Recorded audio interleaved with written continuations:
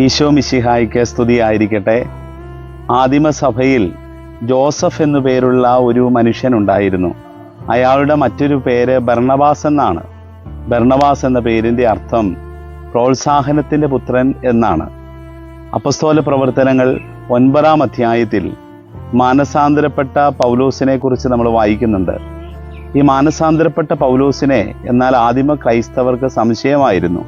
അയാൾ ജാരനാണോ എന്നൊക്കെയുള്ള ഒരു വലിയ സന്ദേഹം അന്ന് സഭയിൽ ക്രൈസ്തവർക്കിടയിലുണ്ടായിരുന്നു. അതുകൊണ്ട് പൗലോസിന് ഒരിടത്തും ഒരു സ്വീകാര്യതയോ ലഭിച്ചിരുന്നില്ല എന്ന് കൃത്യമാണ്.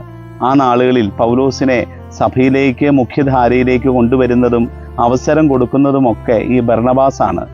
വീണ്ടും 15-ാം അധ്യായത്തിൽ നമ്മൾ വായിക്കും, പൗലോസ് വളർന്ന് വലിയ ഒരു സുവിശേഷകനൊക്കെ ആയി മാറുന്ന സമയത്ത് അദ്ദേഹത്തിൻ്റെ കൂട്ടായ്മയിൽ നിന്ന് അകന്നു പോകുന്ന ഒരു മർക്കോസ് എന്ന് പറയുന്ന മനുഷ്യനെക്കുറിച്ച് നമ്മൾ വായിക്കും. ഈ മർക്കോസിനെയും വീണ്ടും തേടിപ്പിടിച്ച് രണ്ടാമത് വീണ്ടും കൂട്ടായ്മയിലേക്ക് കൊണ്ടുവരുന്നതും ഒക്കെ ഈ ബർണബാസ് എന്ന് പറയുന്ന മനുഷ്യനാണ്. പ്രിയപ്പെട്ടവരെ, സഭയിൽ സുവിശേഷം പ്രസംഗിക്കാൻ പൗലോസും മർക്കോസും ഒക്കെയുണ്ട്.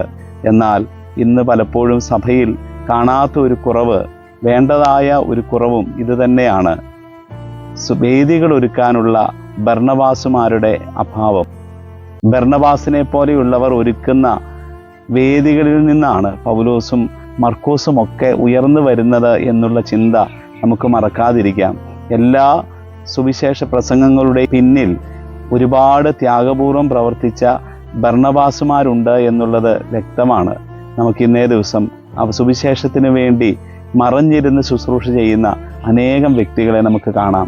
പ്രത്യേകിച്ച് നമ്മൾ ഈ മാധ്യമ ശുശ്രൂഷ മേഖലകളിലൊക്കെ പ്രവർത്തിക്കുമ്പോൾ അതിൻ്റെ പിന്നിൽ രാത്രിയുടെ യാമങ്ങളിൽ ഉറക്കളച്ചിരുന്ന് അധ്വാനിക്കുന്ന ഒരുപാട് സുവിശേഷ വേലക്കാരുണ്ട്. അവരെ നമുക്കിന്ന് ഓർമ്മിക്കാം. ആമേൻ.